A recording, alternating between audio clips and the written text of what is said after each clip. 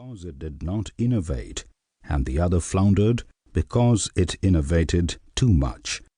A sense of how these factors manifest is exemplified by the tales of the toy companies. Toys R Us was managed by a founding family member for most of the time. Eventually it was sold to PE players before finally going into Chapter 11 liquidation. Lego, on the other hand, was initially managed by a family member and later by a professional manager. The company always stayed under the active supervision of a founding family member. In the context of this book, why were the consequences for the leader of the management team different in the two cases? Toys R Us. The Washington Post reported in early 2018 about the failure of toys retailer Toys R Us. Charles, who had served in World War II as a cryptologist, returned from the war in 1948. He founded and opened a baby furniture store below his father's bike shop.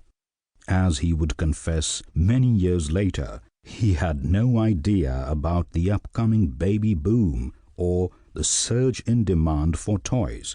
Within 30 years, by the 1980s, Toys R Us had built a big business, so big that founder Charles told the Washington Post, "We are a supermarket for toys.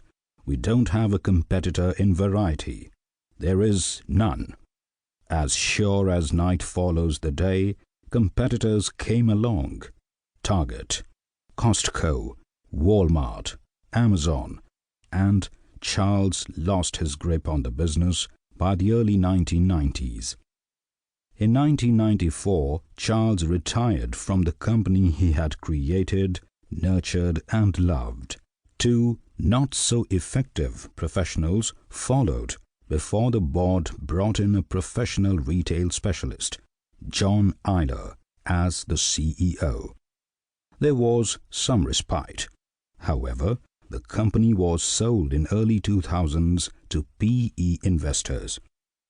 Toys R Us floundered progressively, and analysts viewed it as a company that had not experimented and innovated enough, a company that had not adapted to a changing market. The PE folks tried their hand at the business with their set of ideas, but early this year, in 2018, Toys R Us went into liquidation with a $5 billion debt. Toys R Us is the story of the toy company that failed after 60 years of success, reportedly because it failed to experiment and change with the market. Lego. Here is the story of toy maker Lego that went through enormous success, abysmal failure, and spirited revival around the same period as Toys R Us. In 1993, Lego was being run by Gjeld Christiansen, the grandson of the founder. Like his father, Gjeld grew up in the ethos of Lego and knew whatever there was to know about the business and its industry. Gjeld adapted to changing markets by embracing the 7 truths of innovation, a list of inexceptionable buzzwords about how to push the frontiers of innovation in order to grow a business.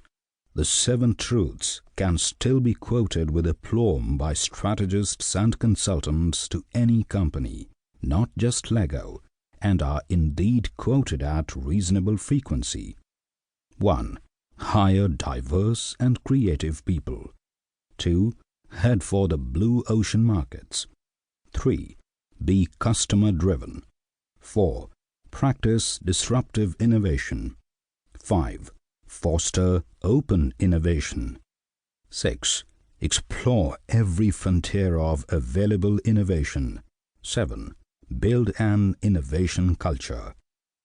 These are described in great detail in a book written by Bill Breen and David Robertson, Brick by Brick, published by Random House in 2013. Who can argue against these 7